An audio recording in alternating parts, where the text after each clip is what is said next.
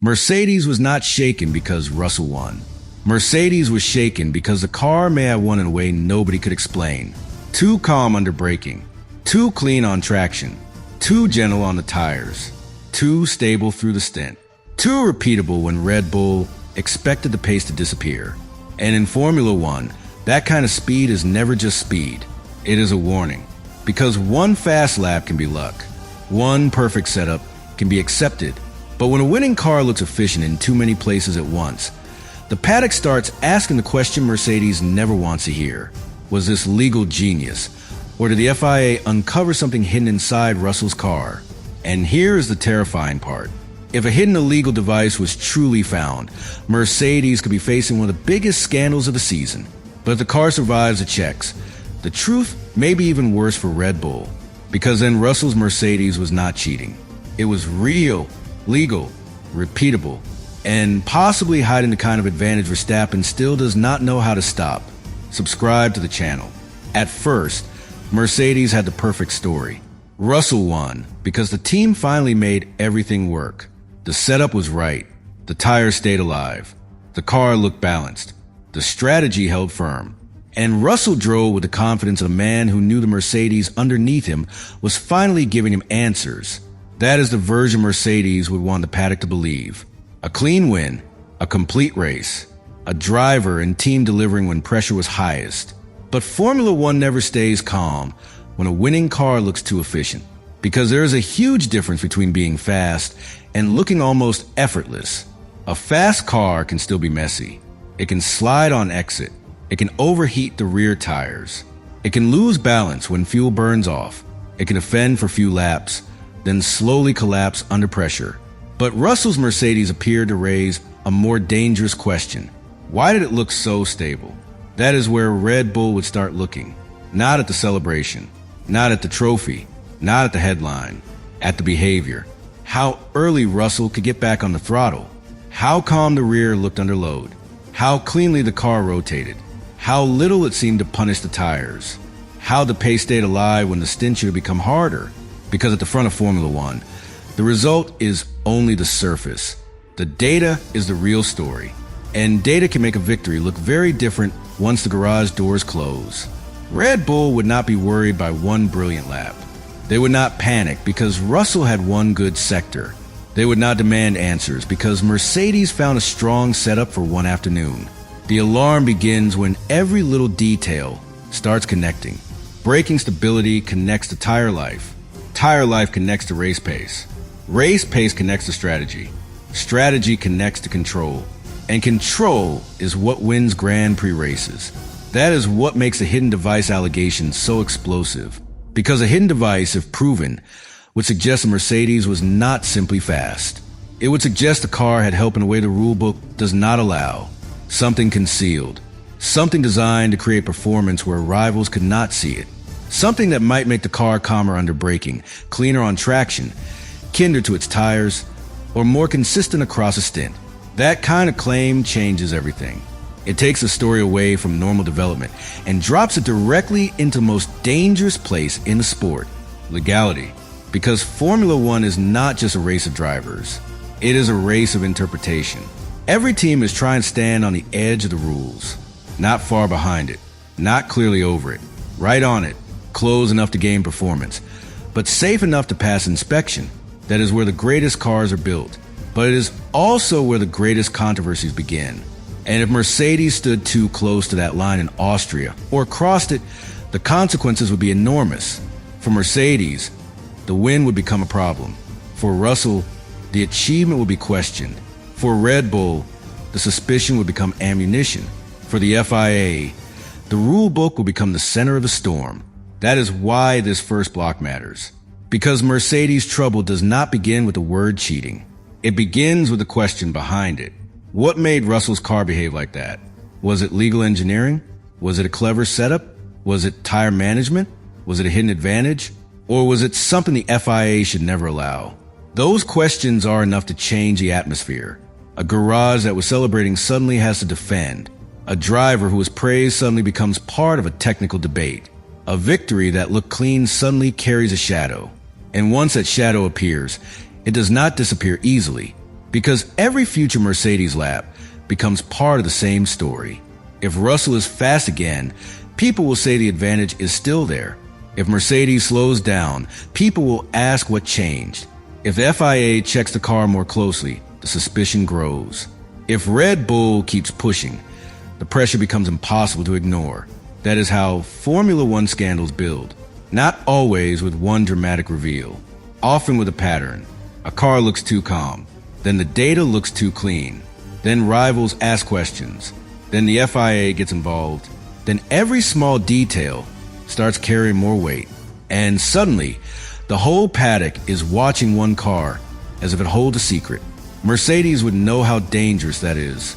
They would know that being accused of cheating is not normal criticism. It attacks the legitimacy of the win. It attacks the engineers. It attacks the team culture. It attacks Russell's performance. And it gives rivals a story that can follow the car long after the race is over. That is why Mercedes would fight hard, control the narrative. They would say the car was legal. They would say the performance came from execution. They would say Russell won because the team finally found the right balance. They would say clever engineering should not be treated like wrongdoing just because Red Bull does not like the pace. And if the car truly passed inspection, Mercedes would have every reason to defend that position. But Red Bull would not see it so simply, because Red Bull would be looking at what the car did, not what Mercedes said. They would look at the braking traces, the throttle application, the tire curves, the speed profile, the way the car behaved when it should have been under pressure. They would ask whether Russell's advantage came from normal performance or something hidden inside the car's behavior. That is the difference between public drama and technical fear. The public hears the accusation. The teams study the evidence. And the evidence in Formula One is almost never obvious to the eye. It lives in tiny margins. A few meters earlier on throttle, a little less rear movement, a tire surface that stays calmer than expected, a car that holds its platform more consistently, a speed trace that stays strong at the exact moment rivals expect weakness. Those details can win a race. And if a hidden device influenced any of them, the controversy would be massive. But if no illegal device is confirmed, the story does not simply vanish. It becomes something more uncomfortable for Red Bull, because then Mercedes may have achieved the same effect legally.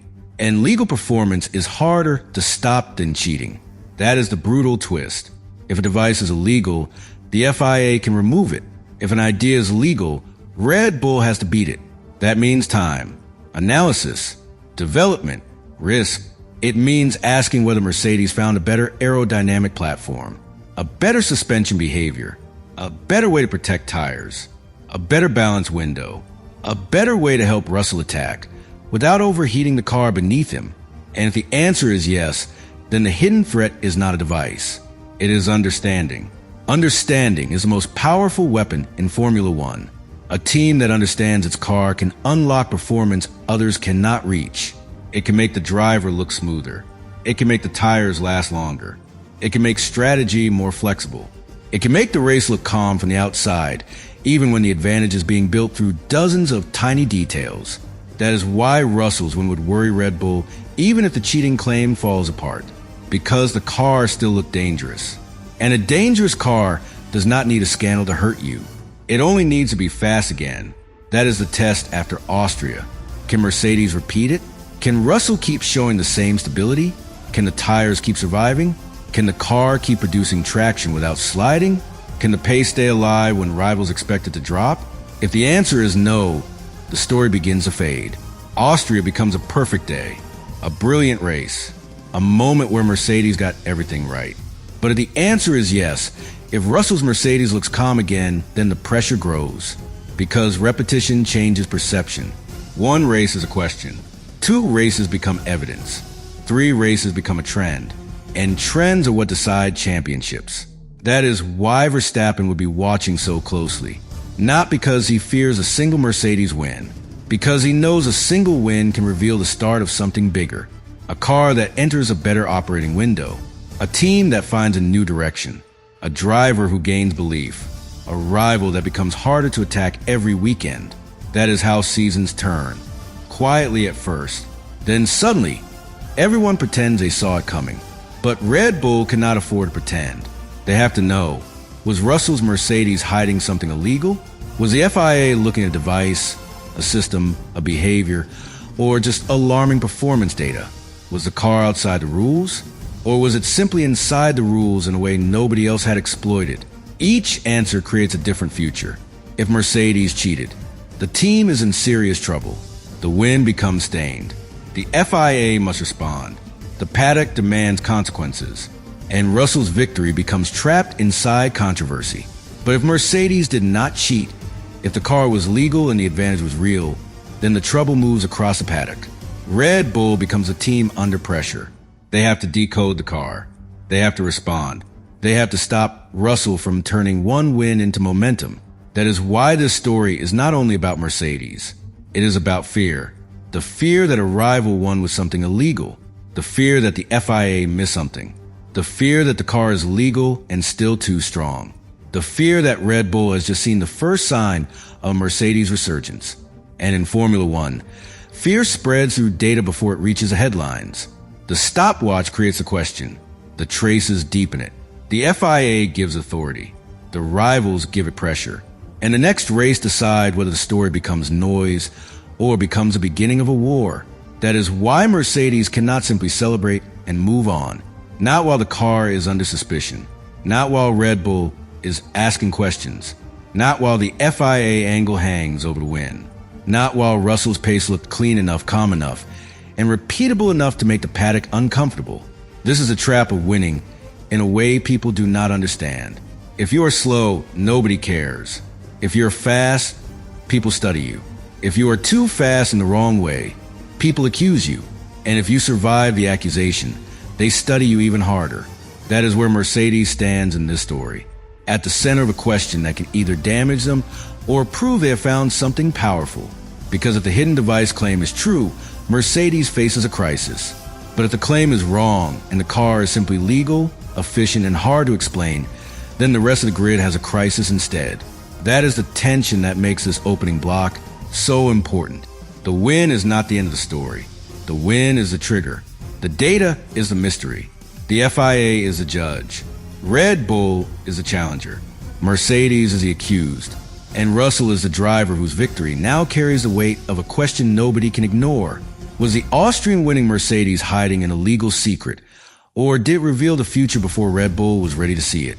The next layer is where the accusation becomes even more dangerous. Because once the FIA is involved, the story stops being just about what Mercedes says, or what Red Bull suspects. It becomes about what can be proven. And in Formula One, proof is everything. A rival can complain. A driver can question. A team principal can apply pressure. Fans can argue for days. But the FIA has to deal with the car, the data, and the rule book. That is where the drama becomes sharper. Because if Mercedes really had a hidden illegal device inside Russell's winning car, the FIA would need to identify what it was doing, how it worked, and whether it created a performance advantage the regulations do not allow.